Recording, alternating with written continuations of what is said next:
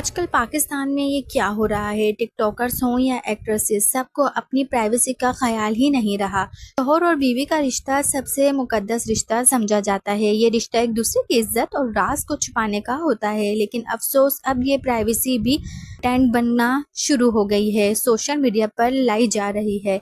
जी हाँ, कशिफ अंसारी ने हाल ही में अपने शौहर के साथ होने वाली बातें, जो सिर्फ मियाँ बीवी के बीच की प्राइवेसी होनी चाहिए, वो खुलेआम सबके साथ शेयर कर दी। जैसा कि आप लोग सब जानते हैं कि कशिफ अंसारी प्रेग्नेंट है और उन्होंने अपने प्रेगनेंसी को भी रिवील कर दिया है।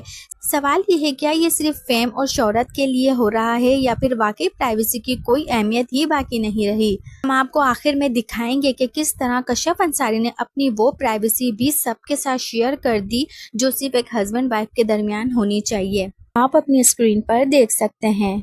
लारिब कह रहे थे कि मुझे लग रहा है तुम प्रेग्नेंट हो। हम दोनों ने एंजॉय किया, इसकी कोई भी चीज कैप्चर नहीं कर सकी मैं, क्योंकि ये बहुत रैंडम था। तो हस्बैंड वाइफ के बीच में दोनों को पता ही होता है। मुझे लगता है कि अगर बेगम दे भी रही होती तो दोनों को पता होता है।